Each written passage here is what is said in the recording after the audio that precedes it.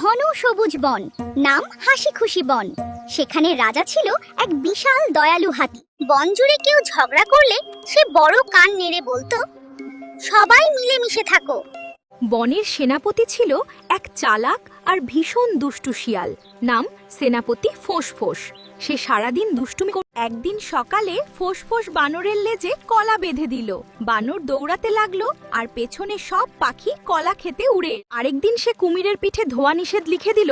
তারপর কুমির রেগে গিয়ে পুকুরে এমন ভাবে ঝাঁপ দিল যে সবাই একদম ভিজে একাকার হয়ে গেল। মহারাজ, সেনাপতি ফোঁস আমাদের শান্তিতে থাকতে দেয় না। আপনারা আমাদের বনের পরিবেশ নষ্ট করবেন না। আমরা চাই আপনারা এই বিষয়টি গুরুত্বের সাথে ভেবে দেখুন এবং দ্রুত কোনো পদক্ষেপ নিন। আজই এর একটা মজার শাস্তি হবে। তোমরা শুধু অপেক্ষা কর এবং ধৈর্য ধরো, কারণ ন্যায় বিচার অবশ্যই প্রতিষ্ঠিত হবে। পরের দিন সকালে আজ বন জুড়ে নাচ প্রতিযোগিতা হবে। সবাই অংশ নেবে, বিশেষ করে সেনাপতি ফোঁস। সবাই তৈরি তো? ফোঁস ভাবলো নাচ তো খুব সহজ, কিন্তু সে খেয়ালই করলো না যে তার লেজের সাথে একটি মৌমাছির চাক আটকে আছে। এখন সে নাচছে নাকি মৌমাছির ভয়ে পালাচ্ছে তা বোঝা দেয়। হঠাৎ ভোঁ করে মৌমাছির দল বেরিয়ে এলো। ফোঁস এমন দৌড় দিল যে সে কাদার মধ্যে গিয়ে পড়ল ছপাত।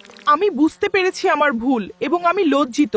তাই আমি কথা দিচ্ছি যে এখন থেকে আমি আর কখনোই বনের কাউকে কোনোভাবে বিরক্ত করব না। তারপর থেকে সে দুষ্টুমি কমিয়ে সবাইকে সাহায্য করতে লাগলো আর হাসি খুশি বনে আবার শান্তি ফিরে এলো। বন্ধুরা, আমি এত কষ্ট করে ভিডিও বানাই, তোমরা সবাই লাইক কমেন্ট করো না, আমার খুব কষ্ট হয়। প্লিজ তোমরা সবাই আমার ভিডিওতে একটি লাইক এবং কমেন্ট করে দিও।